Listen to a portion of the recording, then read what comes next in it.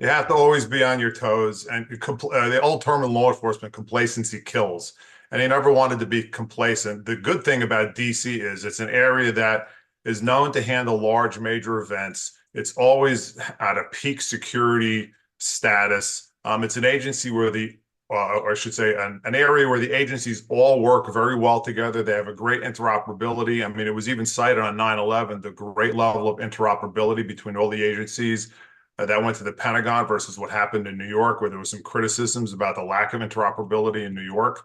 So DC's used to doing this and doing these major events and protecting large major events. And in the cases of what's coming up, both former President Carter's funeral and the inauguration, the Secret Service, via the National Special Security umbrella, are the coordinators for it. And in both cases, they've done this before. They've worked with these agencies on events like this before. And there's a planning process that has been in place for the inauguration for the past year to put this inauguration security plan together. But the same thing with President Carter's funeral coming up. We've had other former presidents' funerals, Ford, Reagan, that have come through DC. So the playbook, so to speak, is there. It's just a matter of the Secret Service getting together with the other stakeholders and really drilling down on the current threats and making sure there's mitigation measures to address those current threats.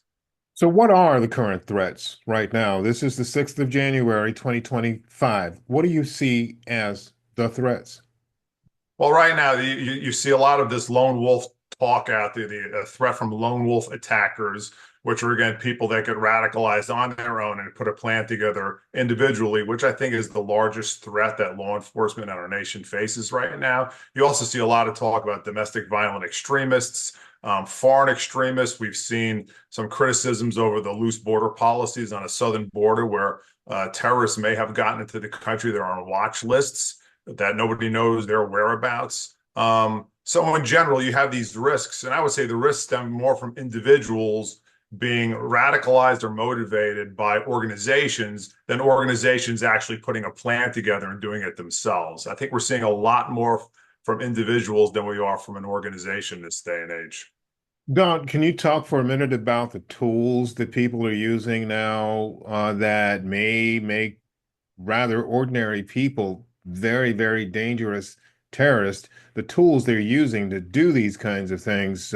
For example, in New Orleans, we understand that the suspect used some pretty high-tech glasses to record the area that he wanted to attack, and then used some pretty rare explosives to to create IEDs.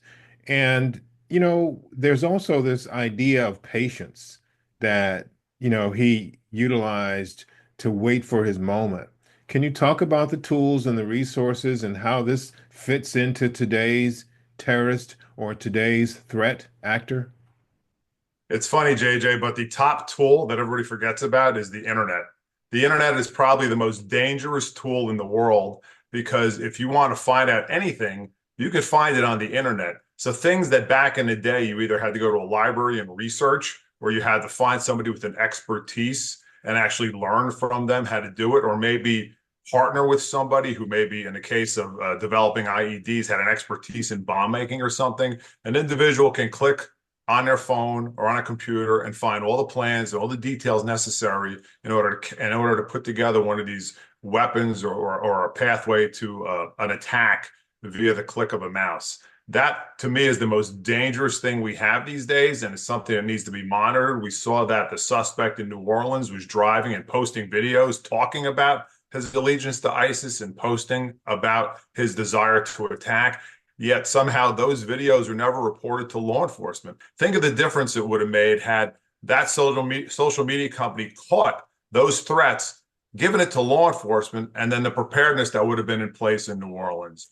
Yeah. So that to me is the most dangerous tool that people have access to right now. Everything else is almost secondary because if you don't know how to put a bomb together, if you don't know how to get, high-tech drones or high-tech glasses or how to operate it, well, then it's a tool you can't use. But the internet enables people to use tools they couldn't use before.